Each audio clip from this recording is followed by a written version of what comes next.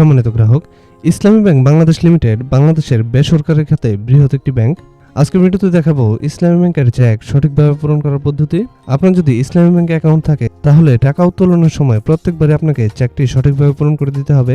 তো শুরু করা যাক। চেকটি হাতে নিয়ে আপনি দেখতে পাবেন ডান পাশে উপরের দিকে আপনার চেক নাম্বারটি লেখা রয়েছে এবং বাম পাশে নিচের দিকে আপনার নাম এবং অ্যাকাউন্ট নাম্বারটি লেখা থাকবে। তো সকল ব্যাংকই যেহেতু এখন অনলাইন ব্যাংকিং চালু রয়েছে, অর্থাৎ আপনার অ্যাকাউন্ট যে শাখায় হোক না কেন আপনি চেক পূরণ করে ইসলামী ব্যাংকের বাংলাদেশের যে কোনো শাখা থেকে টাকা তুলতে পারবেন। প্রথমেই উপরে দেখবেন ডেট লেখা আছে।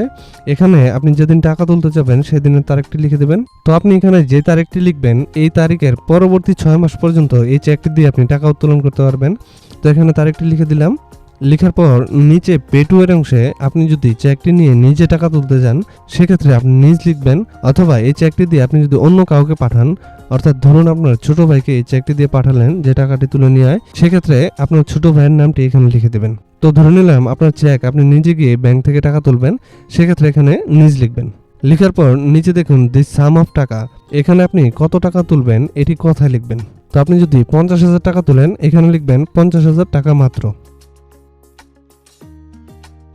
লেখার পর দুই পাশে এভাবে সমান চিহ্ন দিয়ে এটি ব্লক করে দিবেন এবং ডান পাশের বক্সটিতে আপনি এই টাকাটি অঙ্কে লিখে দেবেন। তো এটি লেখার পরও দুই পাশে ব্লক দিয়ে দিবেন যেন এর ভিতরে কোনো কিছু বসানো না যায়, অর্থাৎ চেকটি ট্যাম্পারিং করার সুযোগ না থাকে। এরপর ডান পাশের নিচে আপনি অ্যাকাউন্ট খোলার সময় যে সাক্ষ্যটি দিয়েছিলেন এই সাক্ষ্যটি সুন্দরভাবে দিয়ে দিবেন। দেওয়ার পর চেকটির উল্টো পাশে আপনার আরও দুটি স্বাক্ষর দিবেন।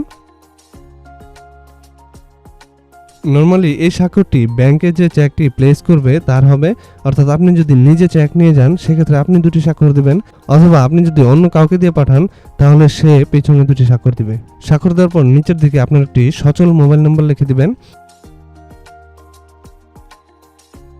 এই মোবাইল নাম্বারটি আপনার অ্যাকাউন্টে থাকা মোবাইল নাম্বারের সাথে মিলতে হবে, এরকম কোনো ব্যাপার নেই। আপনার লেনদেনে কোনো সমস্যা হলে আপনাকে যেন দ্রুত অ্যাক্সেস করা যায় সেই জন্য এই নাম্বারটি নেওয়া হয়। তো আপনার চেকটি সঠিকভাবে লেখা কমপ্লিট হয়ে গেল।